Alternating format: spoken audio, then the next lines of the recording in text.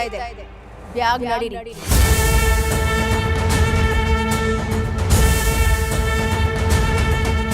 ಗೊತ್ತಾಯ್ತೈತೆ, ನಡೀರ.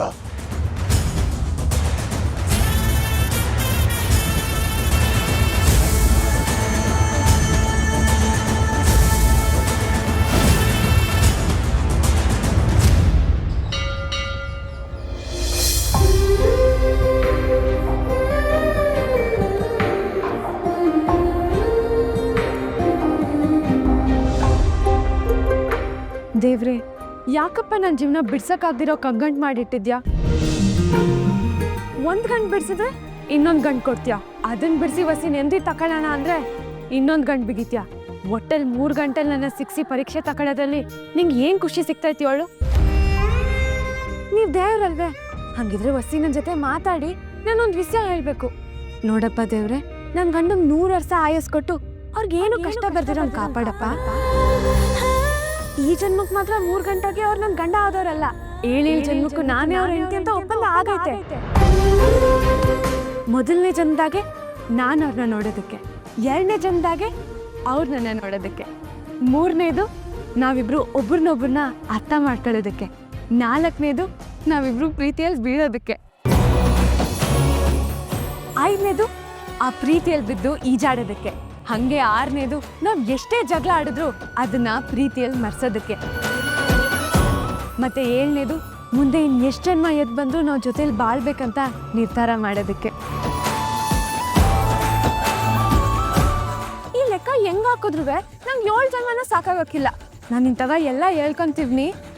ಆಮ್ಯಾಕೆ ಆಗಾಗ ನನ್ ಕಣ್ಬಿಟ್ರೆ ಜಗತ್ತೆಲ್ಲ ಕತ್ಲಾ ಕಾಣಿಸ್ತದೆ. ಆಗ ನಂಗೆ ಏನ್ ಅನ್ಸ್ತದ ಗೊತ್ತಾ? ನನ್ ಗಂಡ ಅಲ್ಲಿ ಕಣ್ ಮುಚ್ಕೊಂಡ್ ಮಲ್ಗವನೆ ಅಂತ. ಮತ್ತೆ ನಾನ್ ಕಣ್ ಮುಚ್ಕೊಂಡಿದ್ದಾಗ ಒಂದ್ ಮಿಂಚ್ ತರ ಸಂಚಾರ ಆಗಿ ಬೆಳಗ್ ಬಂದಂಗ ಆಗ್ತದೆ. ಆಗ ನಂಗೆ ಏನ್ ಅನ್ಸ್ತದ ಗೊತ್ತಾ? ನನ್ ಗಂಡ ಅಲ್ಲಿ ಗಾಢವಾಗಿ ನಿದ್ದೆ ಮಾಡ್ತಾ ಇರ್ಬೇಕು ಅಂತ.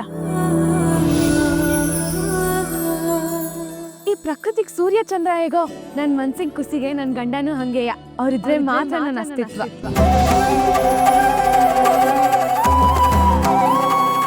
ಈ ಜಗತ್ತಲ್ಲಿ ಗಂಡನ್ನ ಹೆಚ್ಚು ಪ್ರೀತಿ ಮಾಡೋದು ನಾನೇ ಅಂತ ಅನ್ಕೊಂಡಿದ್ದೆ. ಆದ್ರೆ ಇಲ್ಲಿ ನನ್ನನ್ನೇ ಮೀರ್ಸೋ ತರ ಇದ್ದಾರೆ. ಅವ್ರು ಯಾರು ಅಂತ ಅವ್ರನ್ನೇ ಕೇಳ್ತೀನಿ.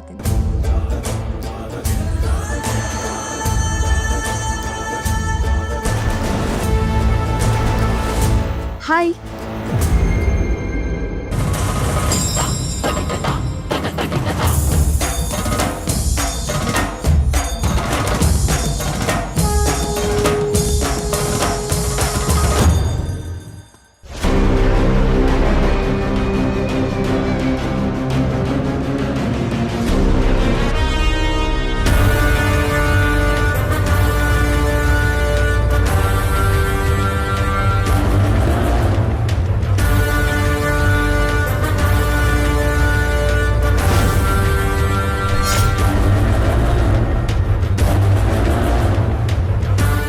ವರ್ಷ ಭೈರದವಿ ಅಮ್ಮನವರ ಕಳ್ಸ ಕೊಡ್ಬೇಕು. ಹೌದು ಹೌದು ಹೌದು. ಇಲ್ಲ ಇಲ್ಲ, ಶಿವರುದ್ರಪ್ಪರ ಕೈಯಿಂದಾನೆ ಕಳ್ಸ ಕೊಡ್ಬೇಕು.